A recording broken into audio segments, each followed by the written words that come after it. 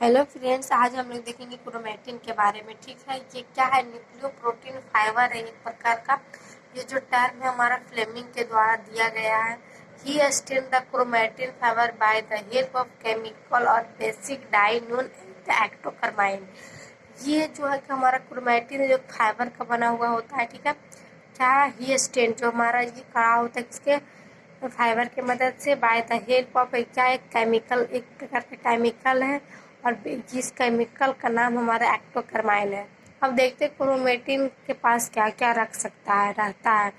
DNA, RNA, histone, non histone. ये histone जो होता है क्या, ये जिससे हमारा प्रोटीन बनता है। ठीक है, यूक्रोमेटिन ये जो हमारा है ना, पहले देखते हैं। क्रोमेटिन दो प्रकार होता है, यू क्रोमेटिन एवं हेट्रोक्रोमेटिन। यू में हमारा हिस्टोन भी लेस होगा, डीएनए भी लेस होगा, ये स्ट्रैंड टाइटली होगा, पैक भी लूजली होगा। और ये हमारा जो ट्रांसक्रिप्टेनली जो होगा मोर एक्टिव होगा, क्योंकि ये बहुत जल्दी ट्रांसफर हो जाएगा। क्योंकि देखिए इसका स्ट्रक्चर कुछ इस प्रकार का है। ये क्या है? ये टाइट भी नहीं है, ज़्यादा लूज है। ठीक है, इसमें डीएनए भी कम मात्रा में होगा, हिस्टोन भी कम मात्रा में होगा, तो ये एक्टिव ज़्यादा होगा। हेट्रो में क्या है? इसमें हिस्टोन ज़्यादा होगा, डीएनए ज़्यादा होगा। ये हमारा टाइटली पैकेट भी होगा, ये डार्कली स्टेन्ड होगा। और ट्रांसप्रेशन कैसा होगा? इसका लेस होगा, क्योंकि ये पूरा टाइट होता है। ठीक है, इसमें हिस्टोन ज़्यादा होगा तो ये एक्टिव उतना नहीं रहेगा। ठीक है, ये तो हमारा हो गया कुछ न्यूक्लियस का, जो न्यूक्लियस के अंदर जो भी स्ट्रक्चर था उसके बारे में। पिछले लेक्चर में भी मैं उसी के बारे में बताई थी कि न्यूक्लियस में जो भी स्ट्रक्चर था, न्यूक्लियोप्लाज्म था और आउटर मेम्ब्रेन, इनर मेम्ब्रेन, ये सब के बारे में बताई थी। तो ये आज हो गया क्रोमेटिन के बारे में। अब हम लोग देखते हैं न्यूक्लियस के बारे में। उसी का एक पार्ट है हमारा न्यूक्लियस। क्या है? ये स्पेरिकल होता है। ठीक है, ये मेम्ब्रेन लेस स्ट्रक्चर होता है। ठीक है, ये हमारा इस कुछ फंक्शन देखते हैं। फॉर्मेशन ऑफ राइबोसोम, ये राइबोसोम को बनाने में मदद करता है हमारा न्यूक्लियस।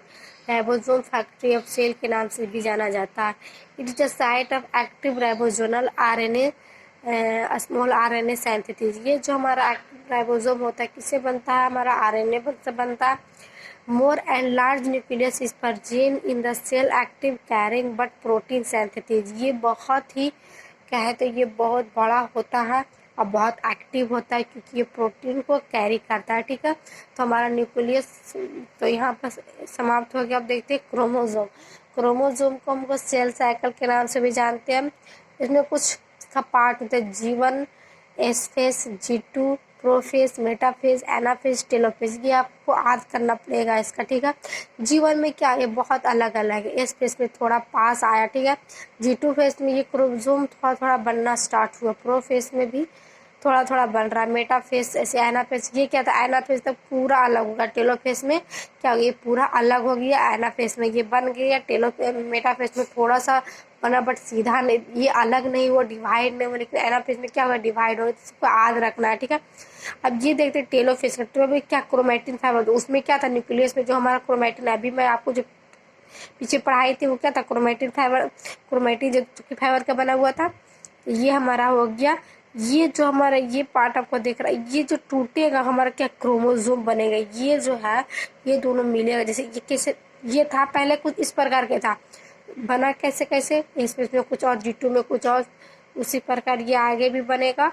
ये क्या है? कॉन्डेंसिटी से मिलके क्या बना? डिक्टोनेसिटी। ये क्या, ये जो हमारा धागा उसका ये है ना, क्रोमेटिन फाइबर का जो बना हुआ था, कुछ इस प्रकार के जो बनेगा धीरे धीरे। जिससे देखिए बच्चा माँ के पेट में क्या धीरे धीरे बनता है, थोड़ा थोड़ा करके। उसी तरह हमारा जो क्रोमोसोम होता है, थोड़ा थोड़ा पार्ट्स, ये परफेक्ट क्रोमोसोम बनता है। ठीक है, उसको हम डिटेल में पढ़ते। ठीक है, क्रोमोसोम क्या है? हाईली कॉन्स्टैंडर्ड फॉर्म में है, जो कि chromatin which form the during the cell division. Chromosome का काम क्या है? क्रोमोसोम की मदद से हमारा जो सेल होता है वो क्या करता है? सेल डिवीजन होता है, नया सेल बनता है क्रोमोसोम के मदद से। वेस्ट स्टेज, सबसे अच्छा स्टेज कौन है? देखे थे आप, G1, G2। लेकिन सबसे अच्छा कहाँ पर हमारा बना था वो बताना है इसमें कि best stage study morphology of chromosome.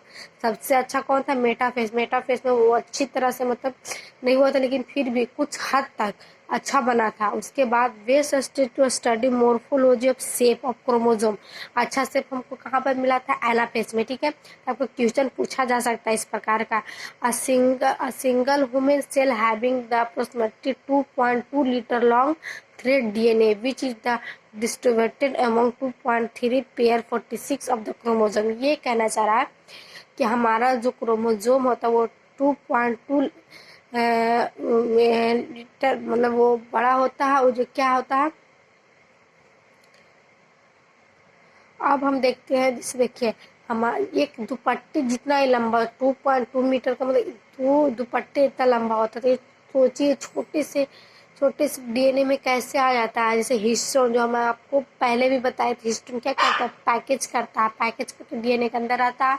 वो क्या करता है? अमाउंट 2 वो कितना 23 पेयर में रहता है, 23 रहता है। और दोनों 23 मम्मी से, जैसे 23 पापा साथ, टोटल क्रोमोसोम कितना रहता है? हमारा 46 रहता है, ठीक है। अब देखते हैं structure of chromosome. Structure of chromosome में अब देखिए, प्राइमरी कंस्ट्रक्शन का है तो centromere. It is the present in every chromosome. हमारा ये जो प्राइमरी है वो हर एक क्रोमोसोम में रहेगा। सेंटर में द प्रोटेक्टेड और कवर्ड बाय द प्रोटीनियस। ये क्या करता है? आउटर मेम्ब्रेन क्या करता है? हमारे क्रोमोसोम को क्या करता है? कवर करता है। कवर पे क्या करता है? सुरक्षा प्रदान करता है, प्रोटेक्ट मतलब करता है, उसको सुरक्षा करता है, ठीक है। इसका जो स्ट्रक्चर होता है डिस्क लाइक स्ट्रक्चर होता है। विच इज कॉल्ड, जो हमारा डिस्क लाइक स्ट्रक्चर होता है उससे हम क्या कहते हैं? उसको हम काइनेटोकोर कहते हैं, ठीक है। काइनेटोकोर क्या करता है? Kinetochore help in attachment of fibre. Kinetochore का काम क्या है? जो हमारा फाइबर अटैच होता है, क्या होता है? Fibre of spindle fibre. जैसे क्रोमेटिन में क्या था? फाइबर अटैच था, किसके मदद से अटैच हुआ था? हमारा काइनेटोकोर की मदद से अटैच होता है। ये कुछ प्रकार का यह स्ट्रक्चर हमारे से, ये हमारा डीएनए है। ये सेंटर पे इसको सेंट्रोमर कहेगा, जैसे प्राइमरी कंस्ट्रक्शन।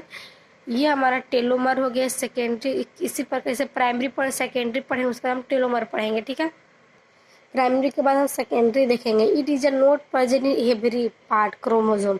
ये क्या कोई जरूरी नहीं कि सारा क्रोमोसोम में ये रहेगा, कुछ खास क्रोमोसोम है उसमें हमारा ये सेकेंडरी कंस्ट्रक्शन रहेगा, ठीक है। It is a present in the number of 30, 40, 50, 21 और 22।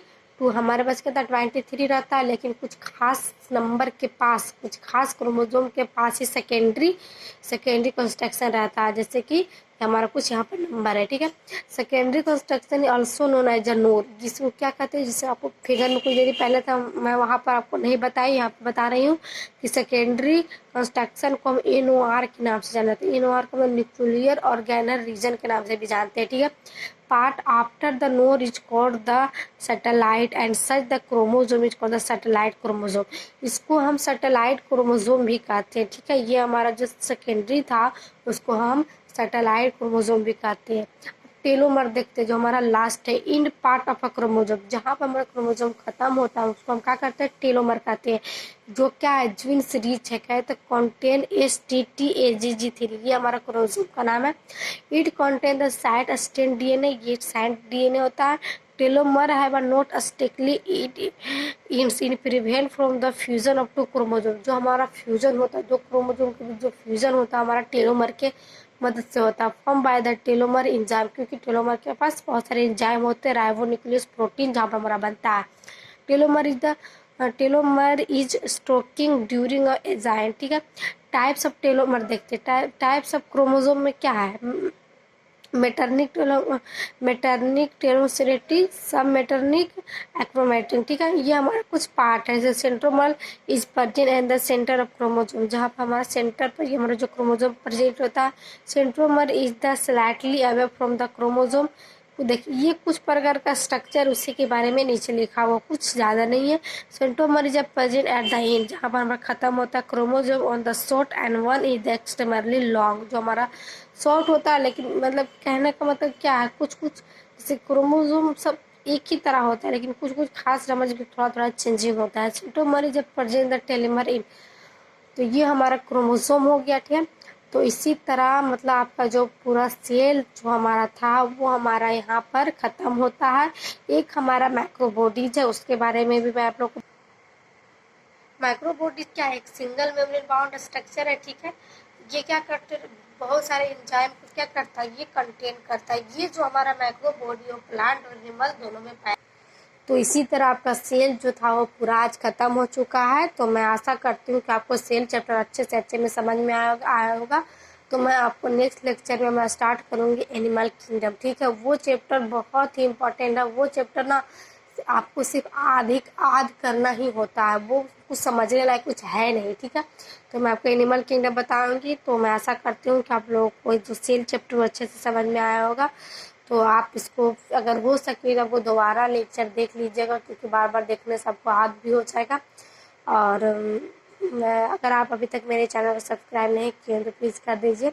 Thank you.